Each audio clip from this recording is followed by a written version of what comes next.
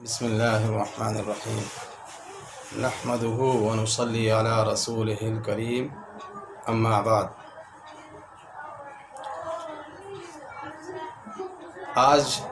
کرسی سے متعلق مسئلہ پوچھا گیا ہے کہ کرسی پر نماز پڑھنا کن لوگوں کے لیے جائز ہے اور کن کے لیے جائز نہیں ہے۔ کیونکہ عام طور سے دیکھا گیا ہے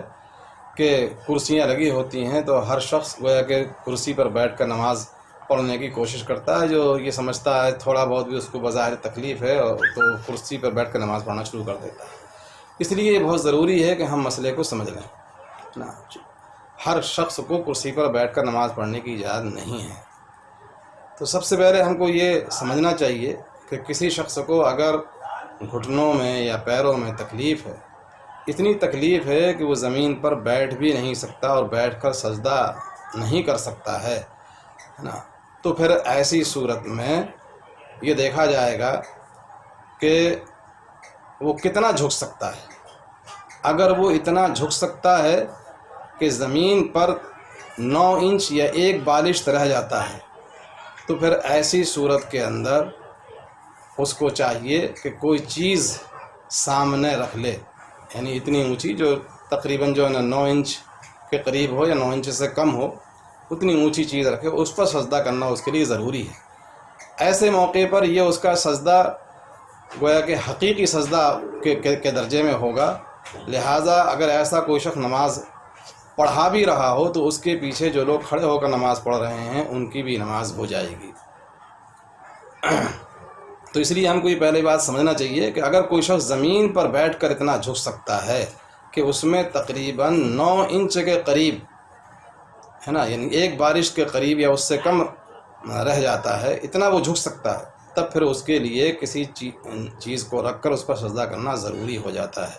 وہ اگر کرسی پر نماز پڑھتا ہے نا، تو پھر اس کے لیے اجازت نہیں ہوگی کہ وہ کرسی پر جو ہے نا وہ نماز پڑھے۔ دوسری شکل یہ ہے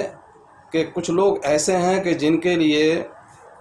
اٹھنا بیٹھنا بھی مشکل ہوتا ہے، نہ وہ سجدے میں جا سکتے ہیں اور سجدے میں چلے گئے تو پھر ان کا اٹھنا مشکل ہوتا ہے نا،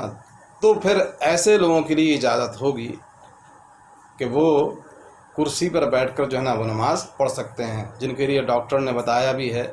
کہ آپ گھٹنے کو موڑ کر نہ بیٹھیں۔ اگر آپ گھٹنے کو موڑ کر بیٹھیں گے تو آپ کا جو مرض ہے، گھٹنوں کا جو درد ہے، وہ مزید گویا کہ بڑھ سکتا ہے۔ تو پھر ایسے لوگوں کے لیے بھی گویا کہ اجازت دی جائے گی کہ وہ کرسی پر بیٹھ کر نماز پڑھیں ہے نا۔ لیکن ہر شخص کے لیے اجازت نہیں ہے کہ جس کے لیے بھی ذرا سی تکلیف ہو اور وہ کرسی پر بیٹھ کر جو ہے نا نماز پڑھنے کی کوشش کرے۔ سب سے پہلے تو ہم کو کوشش یہی کرنی چاہیے کہ ہم زمین پر بیٹھ کر جہاں تک ہو سکے اگر ہم سجدہ کر سکتے ہیں تو ہم کو زمین پر بیٹھ کر ہم سجدہ کریں اس طریقے سے۔ اگر سجدہ نہیں کر سکتے ہیں، کم از کم اتنا جھک سکتے ہیں کہ جس میں 9 انچ کے قریب رہ جاتا ہے، 9 انچ یا اس سے کم، تو پھر وہاں پر کوئی چیز رکھ لیں اور اس چیز کے اوپر سجدہ کریں، چاہے کوئی تپائی ہو یا کوئی تکیہ وغیرہ ہو جو سخت قسم تھوڑا سخت ہو تکیہ، تو ایسی چیز پر رکھ کر یا اینٹ ہو ہے نا، اس پر ہم سجدے کو ادا کریں۔ ہاں، لیکن اگر ہم زمین پر بیٹھ نہیں سکتے ہیں اور ڈاکٹر نے منع بھی کیا ہے اور ہمارے لیے اتنی شدت کی تکلیف رہتی ہے کہ ہم جو ہیں جھک نہیں سکتے ہیں اور جھک کر ہم سجدہ نہیں کر سکتے ہیں، تو پھر ایسے لوگوں کے لیے ہے کہ وہ کرسی پر بیٹھ کر پھر رکوع اور سجدے کو پھر اشارے سے گویا کہ وہ ادا کریں گے پھر، اور ایسے لوگوں سے قیام بھی ساقط ہو جائے گا۔ ایسے لوگوں کو کھڑے ہونے کی بھی ضرورت نہیں ہے، وہ بیٹھ کر ہی اپنی ساری نماز کو ادا کریں، چونکہ قیام بھی فرض اس وجہ سے ہے کہ جس کے اوپر گویا کہ سجدہ ہے، اور جب اس سے سجدہ ساقط ہو گیا، یہ معذور کے درجے میں ہو گیا ہے نا، تو اب یہ گویا کہ اشارے سے نماز کو پڑھ رہا ہے، تو لہٰذا اشارے سے وہ رکوع بھی کرے گا اور سجدہ بھی کرے گا کرسی پر بیٹھ کر۔ ایسے شخص کے لیے کرسی پر نماز پڑھنا درست ہے، باقی ہر شخص کو درست نہیں ہے۔ اس لیے جو حضرات کرسی پر بیٹھ کر نماز پڑھتے ہیں ان کو چاہیے کہ وہ اپنے مقامی ہے نا علماء سے مشورہ کر کے پھر ان کی صلاح اگر وہ دیتے ہیں کرسی پر بیٹھ کر نماز پڑھنے کی، تب پھر جو ہے نا کرسی پر بیٹھ کر نماز پڑھیں، ورنہ خود اپنے اجتہاد سے اپنی مرضی سے کرسی پر بیٹھ کر نماز نہیں پڑھنا چاہیے۔ واللہ اعلم بالصواب۔